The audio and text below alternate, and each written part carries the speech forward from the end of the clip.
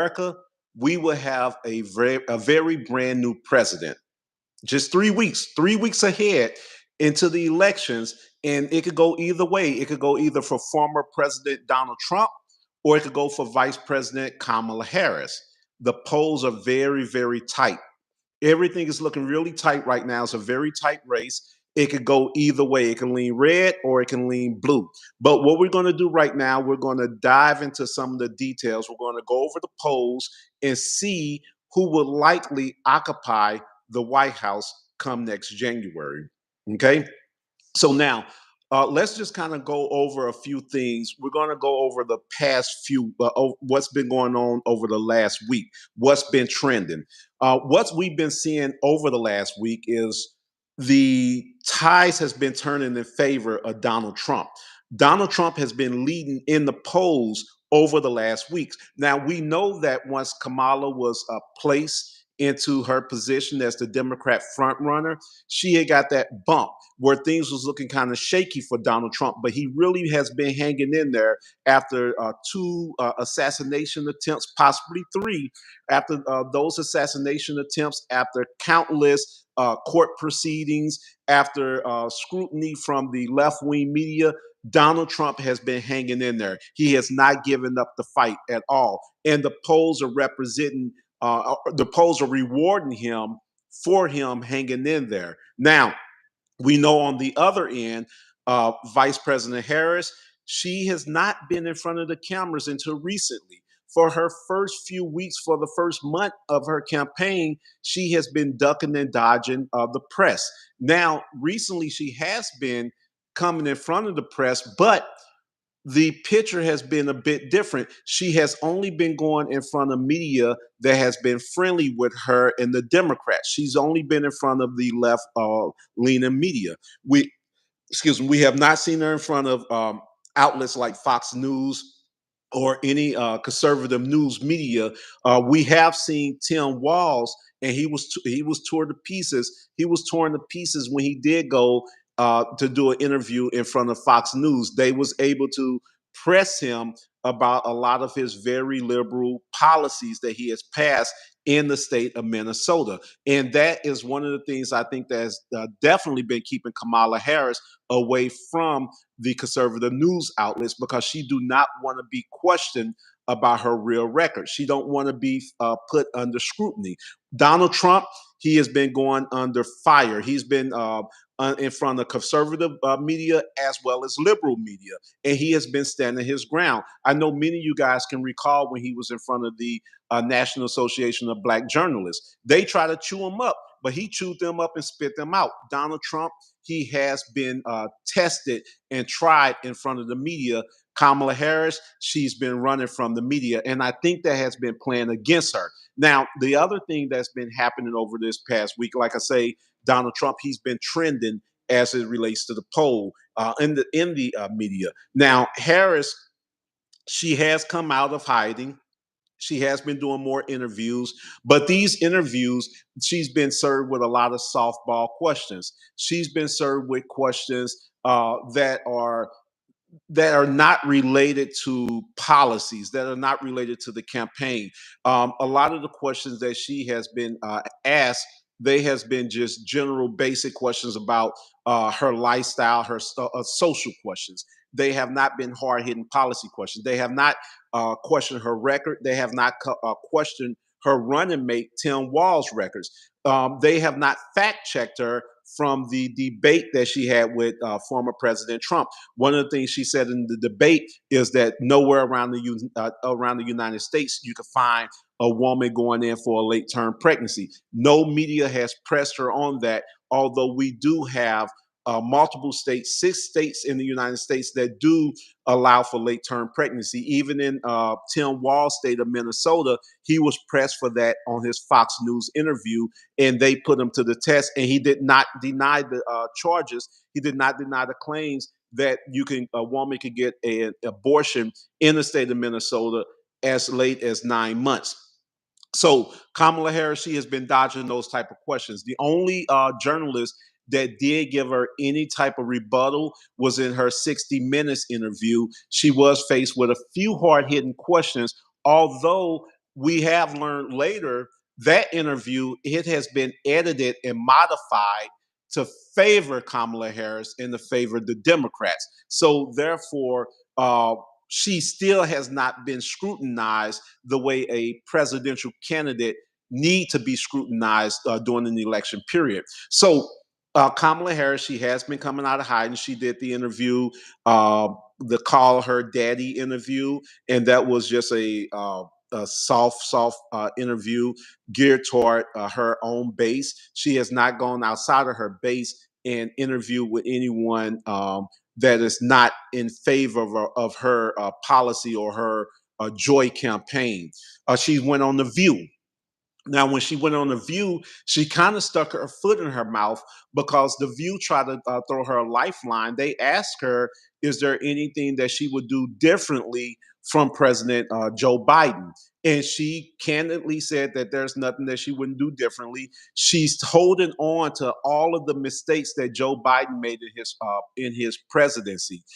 She's holding on to the border crisis. She's holding on to the inflation. She's holding on to funding the Ukrainian war. She's taking pride in those things. So she said that she wouldn't do none of those things differently. She would not have gotten the troops out of Afghanistan differently. So she's taking claim to those lost lives. That's seen to be some things that she's proud of because she clearly stated that she would not have done those things differently. So she have not separated herself from current President Joe Biden, which is actually hurting her campaign.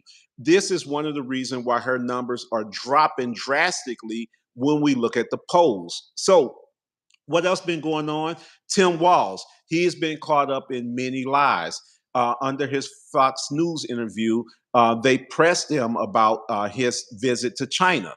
Tim Walz said that he was in China at a certain period of time, which he knew he was not in China. Now, let's say, for example, one of us, if we went to court, let's say we had a speeding ticket and we told the judge that, no, Your Honor, it's not like I wasn't speeding. I was just, I was driving fast, but I had a mix of words, So when the officers show a video recording showing that you were actually speeding, and the judge say, "Well, on this video, it clearly indicate that you was speeding, but you told me that you was not speeding." If our rebuttal was, "Oh, well, I just get so passionate. I mix my words sometimes." Or your child, let's say you're a parent, your child come home from school and the child did something. Let's say your child got a bad grade and you ask that child about the grade, and then the child, they didn't show you the report. They said that their grades was really good, but now you're able to produce that report card,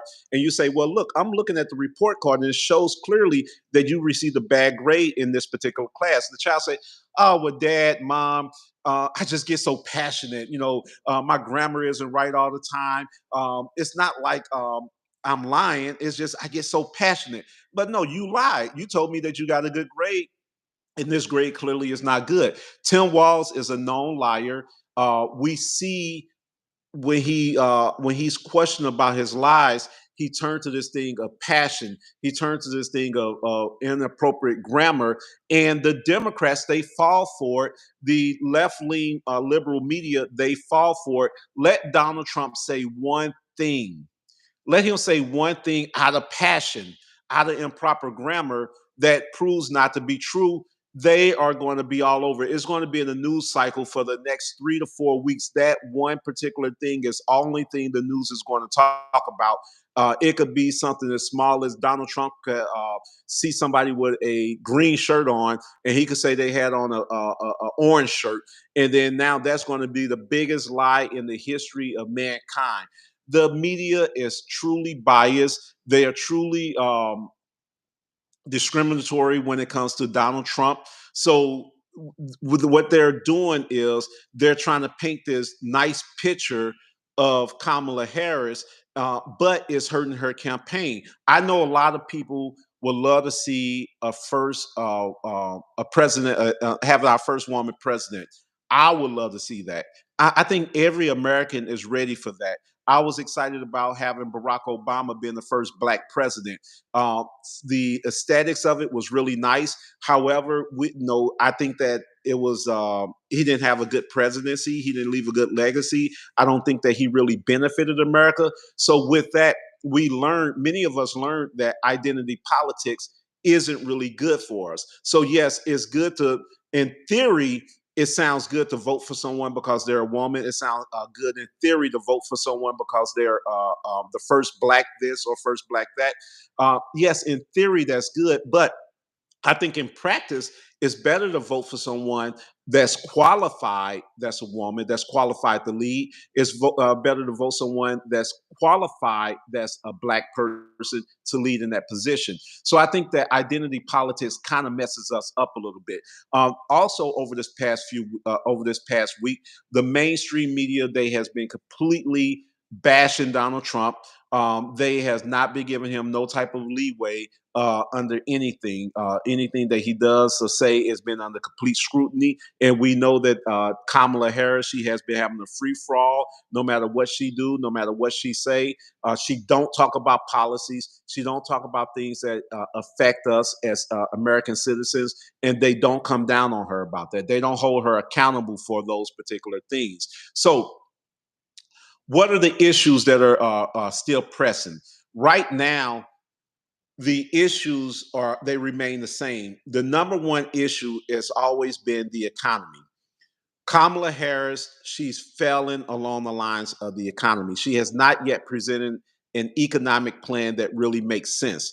She presented an economic plan that sounds good, but the question has always been who would pay for her economic plan?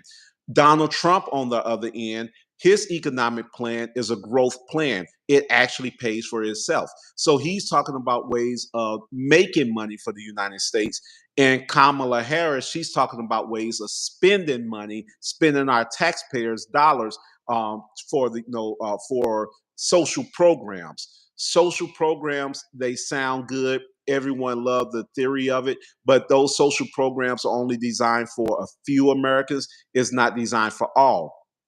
Donald Trump plans, they're designed for all Americans. When he's talking about increasing energy, when he's talking about reducing the cost of energy, that benefit all Americans. When Kamala Harris talk about stimulating the economy by giving out $25,000 in housing down payment to only 400,000 first generation home buyers, that only benefit 400,000 Americans, which is just a mere fraction of the amount of Americans that are here. I mean, it's less than 1% of Americans that will benefit from that, but all Americans will pay for that. So when you look at Donald Trump reducing the energy costs, all Americans benefit. You have to look at the numbers. All Americans benefit from reduced energy costs.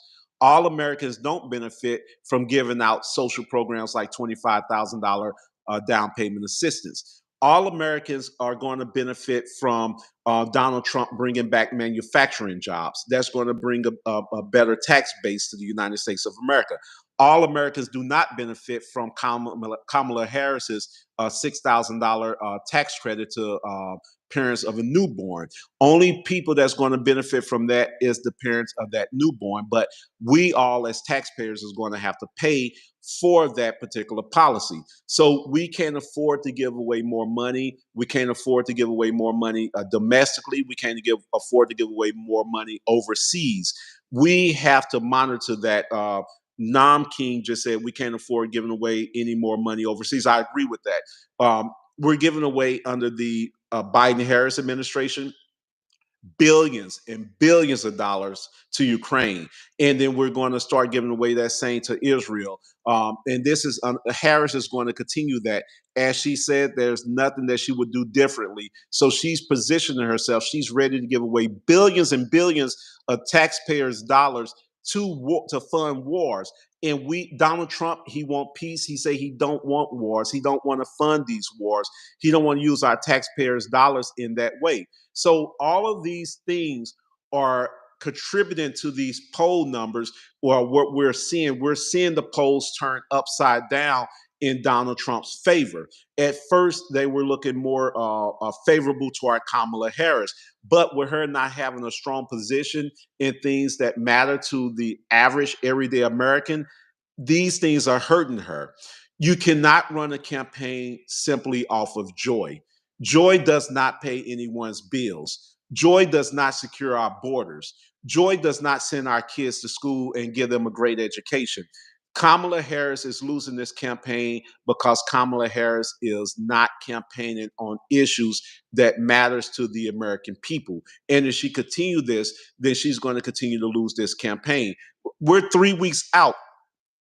She would have to have a Hail Mary in order to win this campaign from the way it's looking. Let's quickly go over the polls and look and see how things are looking on the polls. Now, on the national poll, she is leading. She have a 2.6% lead. This is according to 270towin.com. Now, when it comes to Florida, President Trump, he's leading at 6%. He also is leading in Nevada and North Carolina, as well as Texas. In Nevada, he has a 0.6% lead. That's a small lead. And in Texas, he have a 6% lead. And in North Carolina, he's leading at 1.6%. When it comes to the state of Maryland, uh, Vice President Harris, she has a lead of 28.8%, which is a gigantic lead. So we could clearly say that Vice President Harris, she will be taking the state of Maryland. In the state of Iowa, Donald Trump has a 5% lead. He has a 27% lead in the state of North Dakota. So we could clearly say that he have North Dakota. Now, when it comes to Maine, Vice President Harris, she has a 27% lead, which is tremendous. So she have the state of Maine. Oklahoma, Nebraska. Trump is leading in Oklahoma at 16%. He's leading in Nebraska at 17%. So I think it's safe to say that he will walk away with those two states. In Pennsylvania is very, very, very tight. Matter of fact, both candidates will be in Pennsylvania on Monday because this is a very important battleground state. Uh, the experts are saying that if Harris lose Pennsylvania, she would not win the White House. Currently, Donald Trump has a very thin margin of 0.1% in the state of Pennsylvania. In Arizona, he leads at 1.7%. Wisconsin, Harris leads at 0.3%. California, she owns California. She leads at 25%. And in the state of Massachusetts, Kamala Harris, she leads at 29.9%. So I'm going to say she owns Massachusetts as well. Minnesota, 6% lead goes to Harris. South Carolina, former President Trump leads at 10%. Alaska, he leads at 9%. And in Maine, he leads at 1% in one of the polls in Maine. Missouri, he leads at 11.5%. And in the state of West Virginia, he owns West Virginia at 27%. Uh, Former President Trump owns Utah at 32%. So those numbers are looking really good for him. Now let's look at Georgia.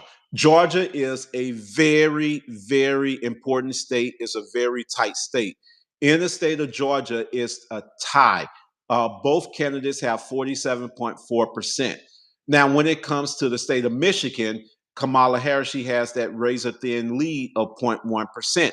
Michigan is another very important battleground state. Now, in the state of Montana, Donald Trump, he has a 19% lead. In the state of Ohio, he's leading at 7.2%. Now, when we look at Virginia, then Kamala Harris, she leads at 7.6%. She also leads in New Hampshire at 9%. Donald Trump leads in Indiana at 16.5%. Harris has the state of Nebraska at 8.4%. Trump owns Arkansas at 15%. Harris owns Washington at 21%. Harris also owns Vermont at 41%, and she has a lead of 5% in the state of Oregon. Now, when we look at Delaware, Kamala Harris, she leads at 18.5%. In New York, she leads at 13.5%. When it comes to Colorado, she leads at 11.5%. In New Mexico, she has a 7.6% lead. In Connecticut, Harris leads at 16%. In Rhode Island, she leads at 16.5%. Now, those are the state polls. Now, when we look at the battleground polls, which is really important, the battleground polls are in favor of President Trump. There are seven battleground states. Out of those seven states, Vice President Harris only leads in one state. Donald Trump leads in six of those seven states. In Arizona, he has a 1 point lead. In Nevada, he has a 0.2% lead. Wisconsin, that's where Kamala Harris leads at 0.3%. And when it comes to Michigan, Donald Trump has a 0.9% lead. Pennsylvania, he leads at 0.1%. North Carolina, 0.5%. And in Georgia, he leads at 0.5%. So we could clearly see if these polls are correct, then Donald Trump has a greater advantage than Kamala Harris as it relates to the polls, especially in the battleground states. So if this over the next 3 weeks, if this trend continues, then we might have a re-election of former President Donald Trump. Now, the other issues that are important on this ballot, of course, is the border crisis. This is another reason why Donald Trump is in the lead. Everyone knows, whether you're in favor of Kamala Harris or whether you're in favor of Donald Trump, it's a clear consensus that Donald Trump is better for the border. Donald Trump is better to secure America, not just the border, but when it comes to talking to world leaders do not fear Kamala Harris. They do not fear Kamala Harris in no shape, fashion, or form. So, are we ready to entrust our country to a leader that has no fear across the world? What is she going to do? Sit across world leaders and talk about joy? They're not trying to hear that. They're going to completely dominate her if she try to come in and try to impress them with that joy rhetoric. It's not going to work on the world stage. It's not going to work with foreign policy. We need a leader that's going to go in there and that's going to know how to negotiate the best deal on the behalf of the American people. And Donald Trump is that leader. Now, what about another issue that has really come to the forefront here recently? A big issue that has really come to the forefront that's been hurting the Harris campaign is the black male voter. Kamala Harris has been losing the black male vote. The Democrat Party has been losing the black male vote drastically. Even recently, they had their big dogs. Former President Barack Obama tried to come out and try to scold black male voters, and that went completely bad for the Democrats. It backfired on them. Don, Barack Obama, he tried to come out and he tried to chastise black men, grown men, men some that are older than him, men some that are his peers. He tried to chastise black men on who and how they should vote. We live in a democracy. Someone need to tell Barack Obama that everyone has the right to vote for who they choose, and no one should be shamed into voting for any candidate if they don't choose to vote for that candidate. Barack Obama tried to shame black men tried to say that we are afraid to vote for a woman, and he tried to chastise us for that. That was a big turnoff to many black men, including myself. Now, I've already made my decision on who I'm going to vote for. I made a decision that I'm going to vote for Donald Trump because I need to vote for someone that's going to give us a better economy and that's going to secure the borders. Those are two very important issues for me. The third issue that's important for me is a nuclear family. I need to vote for someone that has vested interest in the nuclear family, and we know that Kamala Harris, she have interest in non-traditional families. She don't have interest in securing the borders, and her economic plan simply just won't work. Now, the other issue that's really important in this election is abortions. Donald Trump is not winning the abortion fight. He's not going to win women rights issues. That's going to go strictly to Kamala Harris. That is the only thing that might be her saving grace that's keeping her afloat in the polls right now is abortions, women rights issues. It's the only thing that's keeping her afloat. I'm going to ask you guys if you could kindly hit the like button. That's definitely going to help the algorithm. It's going to help, generate other people so they could collect this information as well. So if you guys could kindly just do me that favor, hit the like button. If I could get a couple more likes, I would truly appreciate that. Now, another issue that has been really trending this week is Gen Z voters. How are the youth going to vote in this election? Kamala Harris has been really pulling a lot of youth voters, but Donald Trump has been pulling a lot of young male voters. The young Gen Z male voters has really been trending toward Donald Trump. The last thing I want to talk to you guys about is the headlines.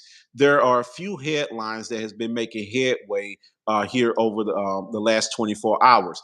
One of the headlines, like I mentioned to you, Kamala Harris has been doing very poorly with the black male voters. So she's trying to re-energize the black male voters, and now she's trying to come out with some policies to attract male voters. So there's a headline right now that this is according to the Associated Press.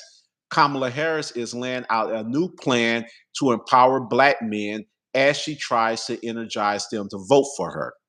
Is this real or is this politics? You wait 3 weeks out, 3 weeks out before you try to come and put together a plan to attract black men. You're only putting together this plan because all polls are pointing to the fact that black men are walking away from the Democratic Party. Black men are walking away from Kamala Harris. So now you're trying to throw us a bone. You're trying to throw us a bone. That's not how black men operate. It's really not how we operate. Just so you can understand, Kamala Harris, the way men operate in general, we're really upfront. We're very precise. We're very direct.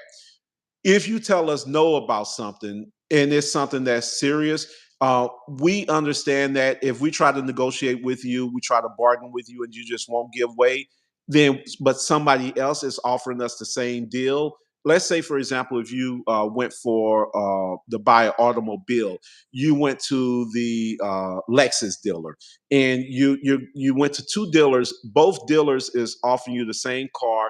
One is offering at a lower price, one is offering at a higher price. If you're going in and negotiating with these car dealers, or let's say they're both offering at the exact same price, if you're going in and negotiating with these car dealers, if one dealer is giving you a hard time, is not trying to work with you on some of the maybe accessories or something that you're asking for in this deal, but the other dealer is willing to give you everything you asked for, you can't come in at the end of like, I give you everything you asked for also. That man is going to go with the dealer that's been fair with them up front. That's how men work. So Kamala, you trying to come to a peace to black men now in 3 weeks out from the actual election, it's really not going to work. It's not a good strategy. If you want our vote, you're supposed to do that at the beginning of your campaign. That shows us that you're sincere. Your approach to your attempt to approach us now is really disingenuous. Now, in this article, it say that you're going to offer forgivable business loans for black entrepreneurs. Now, keep in mind, you say that you're laying out a plan to attract black men, but then you say you're going to give out business loans for black entrepreneurs. So that's black men and women, which I'm very, very happy about that.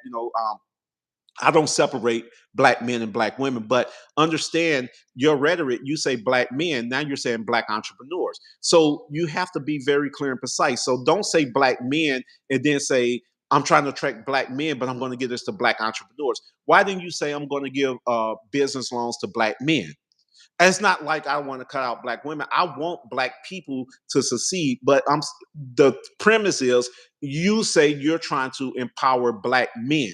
Then the next thing you say you want to create more apprenticeships. That's pretty good right there. Now the devil's always the details are always what's important. The devil's always in the details. So I would love to find out exactly what you mean by that because I understand how politics work and I understand how Kamala Harris works. So you're saying that you want to create more apprenticeship. So I'm sure that's going to be for all Americans. That's not going to just be for black men. I know you. I know how you operate. Now, the forgivable business loan for black entrepreneurs, I'm very, very, very sure this is a plan that's for minorities. It's not just for black entrepreneurs. Though, so this is going to include women, which is white women, Hispanic women, black women. This is going to include LGBTQ community. This is going to include disabled. This is going to include all minorities. I'm very sure that that's what that plan is about. I'm sure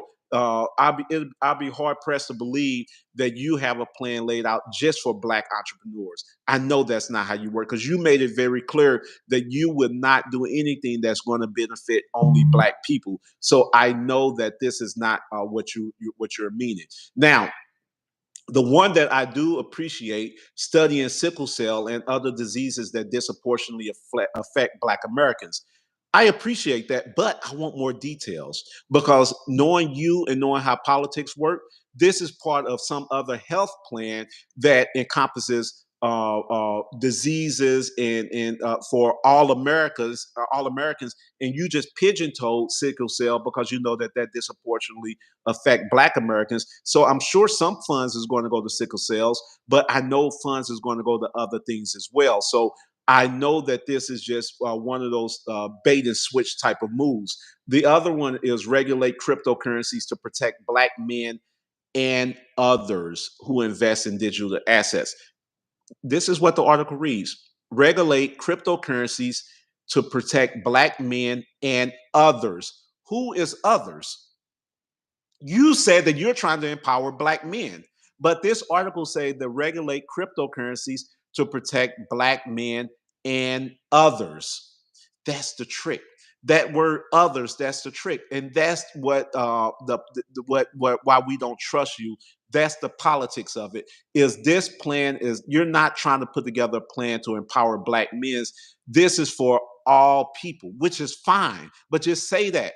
Don't say that this is for Black men, but it's clearly say to protect Black men and others. Don't try to play on our intelligence. That's what make Black men upset. That's what make anyone upset when you try to play on their intelligence. That's not right. And that's where you lose us at. And that's why you're so low in the polls right now. The next headline is man with gun arrested near Trump rally, then released. This is according to BBC News. So this could possibly be a third plot against President Donald Trump's life. Over just a few months period.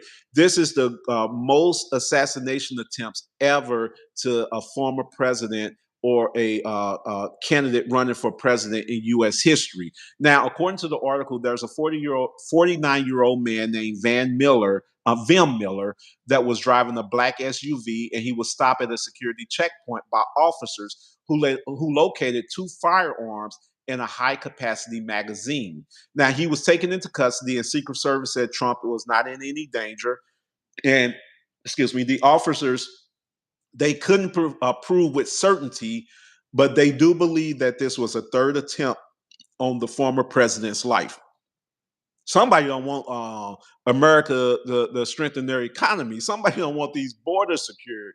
Somebody don't want Donald Trump in office. But this man is a fighter, man. This dude, three possible assassination attempts, getting grazed on the ear, standing up, fist pumping, telling Americans that he gonna fight. Man, this dude, man, hey, you might not like him, but we need somebody like that to fight for us. We need somebody that's strong, that's going to sit across the table from foreign leaders, from dictators, from our enemies, and is going to let them know the real deal. That's going to negotiate on our behalf. Donald Trump, man, dude is on fire. Dude is really on fire. He's not scared to stand in front of any journalist, any reporter. Kamala Harris been scared to stand in front of reporters. We don't need that type of fear in a leader. So these are the things that are making Donald Trump stand the test of time with this election. That's why his polling numbers are looking so good. That's why Kamala Harris polling numbers are looking weak. You got to stand and fight the good fight. You got to stand. He's been scrutinized in the court of laws. He's been beating cases. He's been overturning cases. Man, this dude is a fighter. We need a fighter to fight on our behalf. Now, the third headline. Now, this is not. Now, I'm going to make it clear. These allegations have not yet been confirmed, but this is trending right now on social media. It has not been confirmed. This is only allegations right now. Many are saying this is going to be the October surprise. If this is the big October surprise, Kamala Harris campaign is 100% over with, is 100% through. Allegations of inappropriate behavior with Tim Walz and a former male student. I'm going to read that again. Allegations of inappropriate behavior with Tim Walz and a former male student. So, Tim Walz, they call him Touchdown Timmy, and it's alleged that he earned that name from being very touchy feely with underage boys. This is an allegation. This is an allegation. They're alleging that he has earned that name from being touchy feely with underage boys. Now, y'all recall that he was the leader of the Gay Straight Alliance at his school. So they say that he was caught. It's alleged that he was caught taking a young boy, one of his students, to a gay club, to a gay strip club. That's the allegations. And they said that this boy and him had relations with each other, an underage boy. Now, also is alleged that the content creator went further and said that his former employer, the school, and the school board, they are aware of the allegations, and this is the reason that he is no longer a teacher. If this proves to be true, man, man. Now, I hope it's not true because I just hope that a young boy was not victimized by this creep. So for that, I hope it's not true. But if it's true, man, it has to come to the light. If it's true, it has to come to the light. If it's true, it has to come to the light. I believe it could possibly be true because Tim Walz do have those tendencies. Now we all see when he walked off that plane, he had the broken wrist. Me and y'all know what I'm talking about. The wrist was broken. Tim Walz is as feminine as they come. He's very, very feminine. He's not a strong man. I can't imagine him sitting across the table from Vladimir Putin. I can't imagine it. They gonna eat that boy alive. They will eat Tim Walz alive. They ain't got a chance with JD Vance. Hey, JD Vance will give it to them. They don't have a chance with JD Vance. Tim Walz, they will dog walk Tim Walz. The world will dog walk that boy. He is the weakest I've ever seen. I can't understand any man that will vote for Tim Walz. I can't understand a woman that will vote for him. He's beta, he's feminine, he's not manly, he's weak as they come. So that's um that's the headlines that are trending right now. Let's continue to watch and see where those headlines go. If Tim Walz actually get called out for touching the young boy for having inappropriate relationships with one of his young gay male students, let's see if those allegations do become true. Before we go, I'm going to ask everybody to hit the like button, leave a comment. You know, if you have any questions, let me know what you think about today's broadcast. Share this video, and also subscribe to the channel. And until next time, I will holler at you guys. We got 21 days left to the election. It's important that we all get out to vote. I'm hoping everybody vote for Trump, but it's your right to vote for whoever you want to vote for. I'm not the one to tell you who you should vote for. I'm not the one to shame you for who you vote for. You vote for Kamala Harris, it's your right. No, may the best person win in this election. And no matter who win, we all are going to have to get along. We're all going to have to make America a better place. Peace.